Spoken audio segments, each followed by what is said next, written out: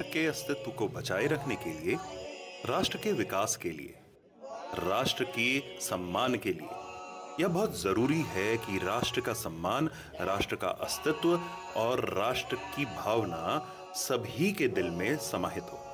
राष्ट्र के अस्तित्व को बचाए रखने के लिए परस्पर कई लोग शताब्दियों से राष्ट्र सेवा करते रहे हैं।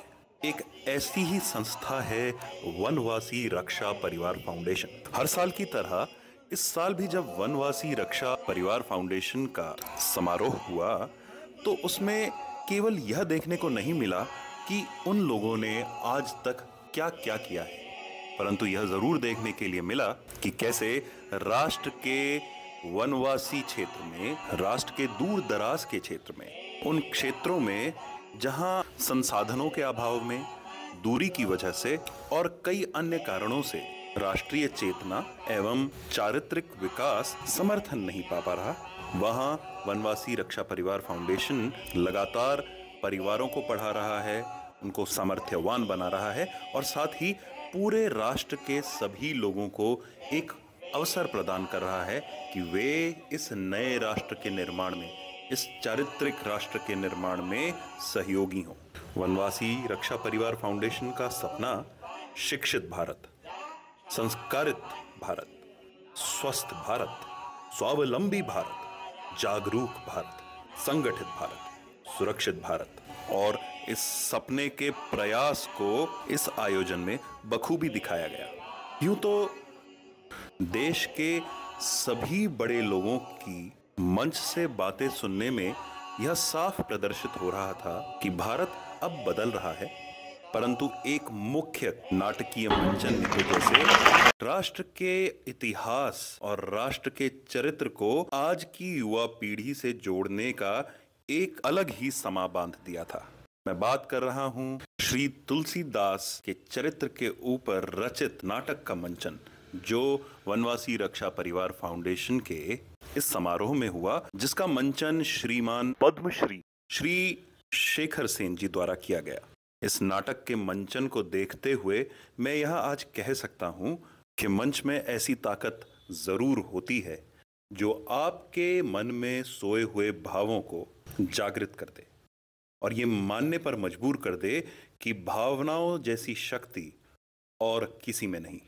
तो आइए सुनते हैं कला और भक्ति के इस साधक की बातें और जानते हैं कि कैसे आज के शिक्षक और आज के शिष्य तुलसीदास जी के चरित्र और श्री राम के चरित्र से अपने जीवन को सुनहरा बना सकते हैं और साथ ही राष्ट्र को और मजबूत कर सकते हैं। गोस्वामी जी का जो सबसे बड़ा योगदान मुझे लगता है कि भारत में जिस समय हमारे मंदिर टूट रहे थे, हमारी आस्थाओं के प्रतीकों पर हमला हो रहा था, उस समय उन्होंने बड़ी लकीर खींचने पर विश्वास किया। उन्होंने कहा कि मैं ईंट गारे के मंदिर की जगह हर एक के मन में राम का मंदिर बना दूंगा। तो आज हर परिवार सामान्यतः रामचरितमानस का पाठ करता है या जानता है या हनुमान चालीसा पढ़ता है। गांव गांव में रामलीला शुरू हो गई। रामलीला शुरू करवाने वाले गोस्वामी जी, ये बहुत कम लोगों को पता है। और बनारस में आप सोचिए आज से 550 साल पहले की क्या कल्पना गोस्वामी जी ने की कि 9 दिन की लीला होगी, 9 अलग अलग स्थानों में होगी, एक स्थान पे नहीं, एक स्टेज पर नहीं। आप 550 साल पहले सोच सकते हैं इस बात को कि इतने ग्रैंड कल्पना, क्योंकि गोस्वामी जी के लिए वो रामायण प्रस्तुत कर रहे थे ना भाई, और उन पर जितने आक्रमण हुए, उनकी जितनी आलोचना हुई, उसके बाद भी जो सीखने वाली बात है कि आपको चाहे कितनी भी घृणा मिले, आपके ऊपर चाहे कितने भी आरोप लगे, प्रत्यारोप लगे, हमले हों, अगर आपको लगता है कि आपका लक्ष्य ठीक है तो आप वही काम करिए जो आपका लक्ष्य आपको बताता है। मैं वेस्ट इंडीज़ गया था, त्रिनिदाद, तो वहाँ पर एक हिंदू परिवार ने मुझे कहा कि शेखर भाई चलिए आप तुलसीदास जी का नाटक करते हैं, आपको मंदिर दिखाते हैं हमारा। तो मैंने कहा चलो भाई विदेश में मंदिर देखने मिलेगा, तो मंदिर में गया। तो मंदिर में भगवान राम की मूर्ति, राम दरबार जो था, इतनी बड़ी ऊंची मूर्ति थी, करीब समझिए 1 फीट की मूर्तियाँ सब, लक्ष्मण जी, राम जी, सीता मैया। मंदिर के बाहर जो प्रांगण है वहाँ पर हनुमान जी की मूर्ति करीब 8 फीट ऊंची। अच्छा। 8 फीट ऊंची। उसके बाद का जो आता है, जो पूरा बड़ा वाला जो, वहाँ पर गोस्वामी तुलसीदास जी की 40 फीट की मूर्ति। मैंने कहा भाई ये आपने क्या किया? भक्त जो हैं उनकी मूर्तियाँ बड़ी बना दी और जो आराध्य हैं उनकी। बोले देखिए जी, तुलसीदास जी नहीं होते तो ना हमारा बजरंगबली से परिचय होता, ना राम जी से परिचय होता। तो जिन्होंने हमारा परिचय करवाया उनको तो सबसे पहले प्रणाम है। अगर तुलसीदास जी नहीं होते तो हमको हमारे जीवन के मूल्य नहीं मिलते। आप जब किसी ऐसे बात करते हैं कि भाई आपके जीवन में वैल्यूज़ की क्या जगह है, तो आप रामचरितमानस में आपको it is full of values. हर जगह पर भारतीय संस्कृति क्या है ये अगर आपको जानना है तो केवल रामचरितमानस पढ़ लीजिए तो आपको मालूम पड़ जाएगा। 2 भाइयों को कैसे रहना चाहिए, राजा का क्या दायित्व है, पत्नी और पति का कैसे संबंध होना चाहिए, पिता और पुत्र का कैसे होना चाहिए, पुत्र और पिता का कैसे होना चाहिए, मित्र के साथ कैसा व्यवहार होना चाहिए, एक राजा का दूसरे राजा के साथ कैसा व्यवहार होना चाहिए। तो रामचरितमानस मेरे हिसाब से एक अमृत कुंभ है, एक अमृत का घड़ा है। जितनी बार चखेंगे उतना कम पड़ेगा।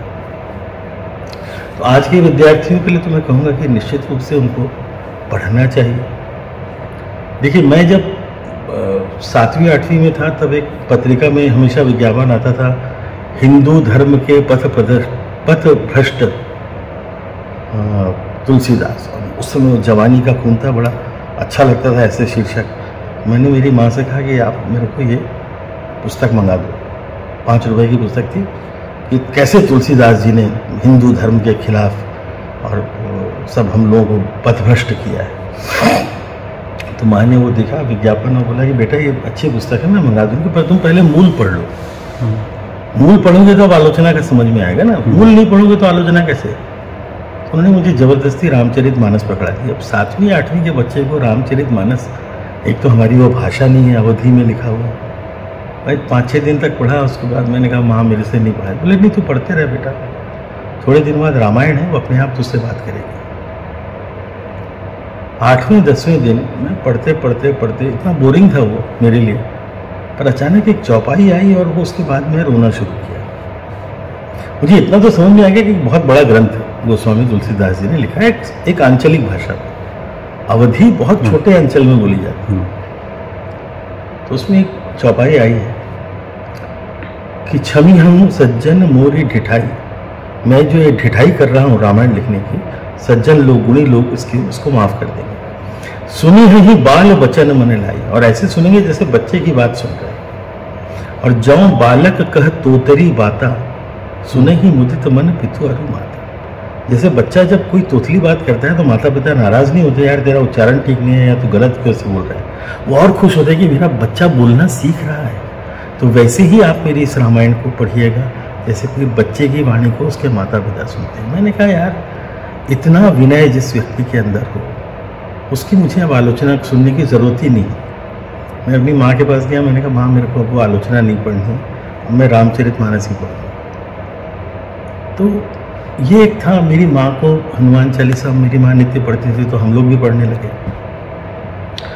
तो धीरे धीरे धीरे धीरे एक जिसको कहते हैं कि एक श्रद्धा का जन्म हुआ। और श्रद्धा के बाद हम लोग चूँकि वैज्ञानिक तरीके से, तर्क संगत तरीके से हर चीज़ को सोचते थे। आपको मैं एक उदाहरण देता हूँ। हनुमान जी जाते हैं लंका और विभीषण वहाँ है, उनका एक मंदिर बना हुआ है, हरि मंदिर लंका में। तो हनुमान जी बोलते हैं यार राक्षसों की नगरी में हरि का मंदिर है, कौन है? तो पता चलता है विभीषण है। तो हनुमान जी पूछते हैं कि तुम यहाँ रह कैसे रहे हो, इतने राक्षसों के बीच में तुम कैसे रह रहे हो? अब छोटी सी बात है। विभीषण उत्तर देते हैं। क्या उत्तर है देखिए, सुनो हूँ पवन सुत रहनी हमारी। सुनो पवन सुत, मैं कैसे यहाँ रहता हूँ, एकदम आसान है। जिनी दसनन ही मह जीभ बिचारी, जैसे इन 32 दांतों के बीच में जीभ रहती है, वैसे ही मैं इस लंका नगरी में रहता हूँ।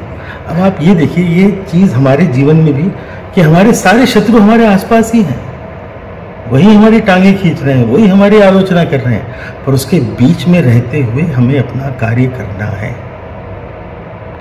हमें जीभ से सीखना चाहिए कि जीभ के 32 शत्रु उसके चारों ओर हैं, पर उसके बीच में रहते हुए उसको अच्छा बोलना है, मीठा बोलना है, सार्थक बोलना है। तो ये इस तरह की चीज़ें इतनी अधिक हैं रामायण में, रामचरितमानस में, कि मुझे ऐसा लगा, मैंने कहा यार रामायण तो चलो लोग पढ़ते हैं, पर गोस्वामी जी के बारे में भी लोगों को मालूम होना चाहिए, उन परिस्थितियों का मालूम होना चाहिए कि क्यों गोस्वामी जी ने लिखा। भाई रामायण नहीं थी ऐसा तो नहीं था, वाल्मीकि जी की रामायण थी, रामायण थी, लेकिन गोस्वामी, देखिए वाल्मीकि रामायण ने भगवान राम को मर्यादा पुरुषोत्तम के रूप में स्थापित किया। बहुत सुंदर ग्रंथ है, पर वो ऑलमोस्ट लाइक ए डायरी है, क्योंकि वो उसी काल में जी रहे थे वाल्मीकि जी, तो उन्होंने एकदम वर्णन किया एक मनुष्य के रूप में, इसलिए मर्यादा पुरुषोत्तम है, राम की महिमा है। रामचरितमानस में राम की तो महिमा है ही, सबकी महिमा है। सबसे पहले हनुमान जी, ऐसे हनुमान जी को उन्होंने उठाया, उन्होंने कहा भक्त को समझोगे तब ईश्वर को जाओ, पहले तो भक्त को जानो, भक्त की शरणागति, भक्त का समर्पण वो तो देखो, फिर ईश्वर तक जाओ।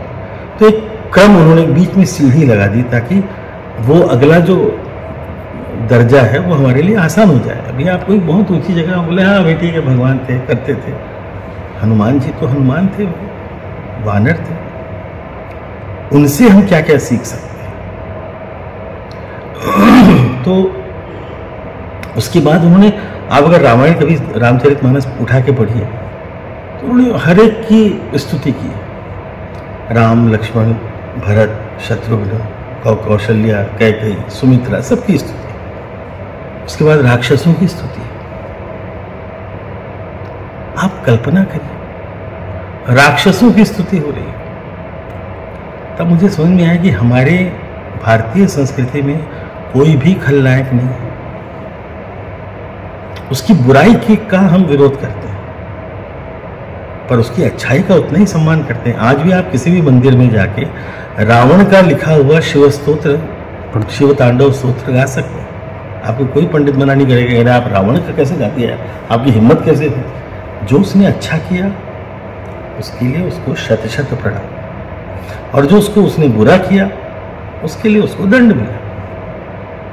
दोनों चीजें अपनी अपनी जगह पे, जो अच्छा है उस, ऐसा नहीं होता कि वो बुरा, उसने 4 बुरे काम किए करके हम उसकी अच्छाई को भूल जाएं, नहीं, ये हमारी भारतीय संस्कृति नहीं है।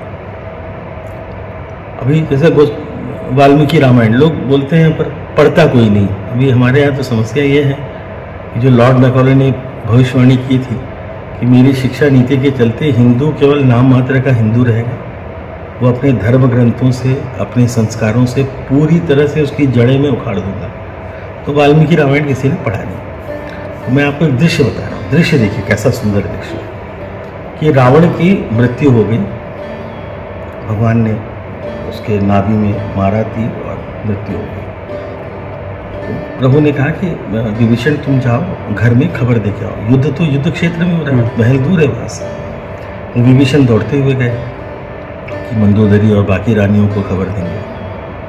तो विभीषण जब पहुंचे और मंदोदरी, उन्होंने कहा कि बोले भाभी जी भैया का देहांत हो गया है, आप चलिए। तो मंदोदरी का ये नहीं था कि अरे कैसे हो गया, अरे कैसे, उन्होंने कहा कौन मार सकता है मेरे पति,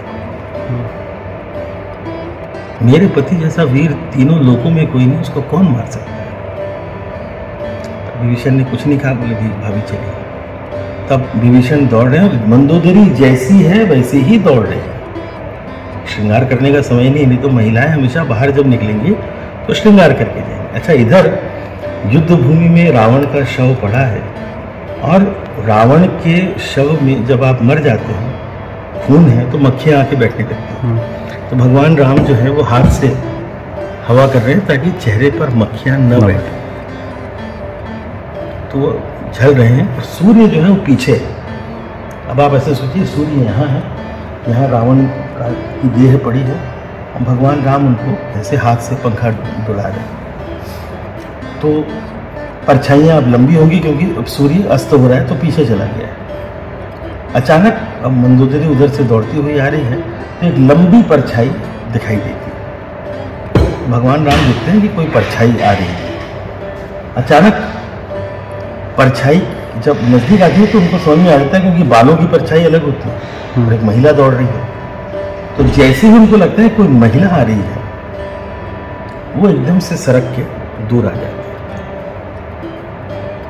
तो मंदोदरी वहीं रुक जाती है और विभीषण भी उनके साथ दौड़ रहे हैं। बोले, देवर जी, इस व्यक्ति ने मारा होगा मेरे पति, उसको नहीं मालूम है राम कौन है। मंदोदरी ने उसके पहले कभी नहीं देखा था और यहाँ भी वो राम को पीछे से देख पा रहे। बोले, हाँ भाभी, पर आपने कैसे जाना? बोले, इसके पास एक चीज है जो मेरे पति के पास नहीं थी, वो है चरित्र। मेरा पति दूसरों की पत्नियों को अपहरण करके लाता था और ये एक पराई स्त्री की छाया से भी डर के भाग रहा है। उसका भी सम्मान कर रहा है कि पराई स्त्री की छाया भी स्पर्श न करे। ये है राम। तो हम जब ऐसी चीजों को समझते हैं, ये हमारे वैल्यूज हैं। हमारे यहाँ भाभी, माँ, बहन, ये सारे रिश्ते, ये सब माँ की श्रेणी में आ जाते हैं। बड़ी बहन होगी तो माँ हो जाती है। हमारी मौसी हमारी माँ है, हमारी बुआ हमारी माँ है। हमारी मौसी को तो हम कहते हैं माँ सी। तो हमारे यहाँ जो संबंधों की गर्माहट है, अब क्यों संसार में कहीं और रक्षाबंधन नहीं है? राखी के लिए कोई अंग्रेजी शब्द है? नहीं हो सकता, क्योंकि वो संबंध भाई और बहन का वैसा है ही नहीं। और केवल सगे भाई बहन की बात नहीं हो रही है अनु भाई, आपके किसी मित्र की बहन है, वो आपकी बहन है, राखी बनती है, नहीं, बात खत्म हो गई। हाँ बिल्कुल। आपने कभी उसका चेहरा भी नहीं देखा होगा और अचानक आपको वो आगे बोलेगी कि भैया मैं विजय की बहन हूँ। आप एक सेकंड में वो आपकी बहन की जगह पर खड़ी दिखेगी आपको। अरे विजय कह रहे थे, बस ठीक है, हो बात खत्म। ये जो संस्कार हमारे को रामचरितमानस देता है वो अद्भुत है। मतलब मैं तो कई बार बड़ा अभिभूत हो जाता हूँ।